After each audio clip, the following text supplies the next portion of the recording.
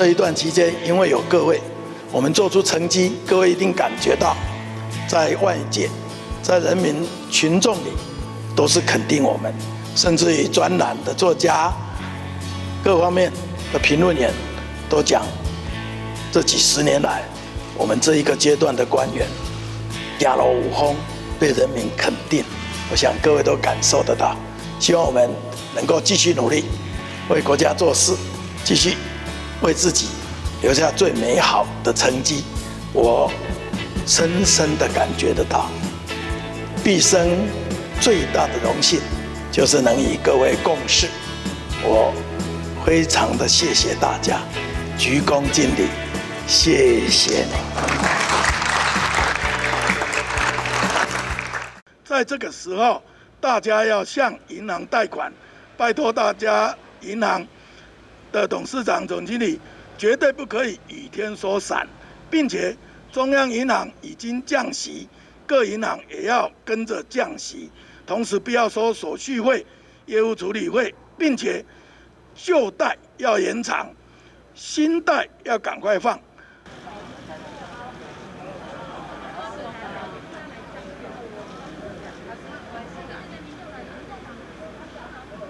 昨天我特别请公股银行董事长、总经理来，就是说，在这个时候，大家要向银行贷款，拜托大家，银行的董事长、总经理绝对不可以雨天说伞，并且中央银行已经降息，各银行也要跟着降息，同时不要收手续费、业务处理费，并且旧贷要延长。新贷要赶快放，并且我们已经免除了银行贷款的员工，包括他的责任跟因贷放而有风险的这个责任，都国家来承担，除非说有故意或者舞弊，或者承办的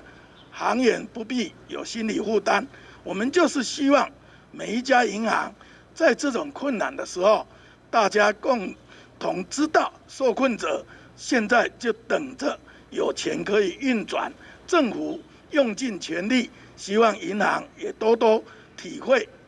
向国人同胞报告，蔡总统非常关心这一次受疫情冲击的受困者，无论是个人或者是商家产业，所以昨天我们已经把钱拨到县市政府，要给中低收入户跟弱势，一共87万人，每个月加给1500块，在下个礼拜4之前，应该都会进入到每一个人的户头，缆车司机等。我们也特别补助1个月1万，一次花3万，现在已经花11000多人了。接着陆续发放会到10万人，这些钱都已经在花现金了。那下个礼拜5之前，我们会发给没有雇用就自己当老板的小餐厅啊、水电工啊等等，这些人一次花3万，一共有100万人会受惠。那另外还有帮助，对不起。帮助那个受影响的企业雇用员工，补助薪资40%，这些详细的办法，各部会都有公布，请大家看，我们都非常的照顾，希望大家走出困境，也拜托立法院早日通过预算，让我们的钱能够继续花得更多更快。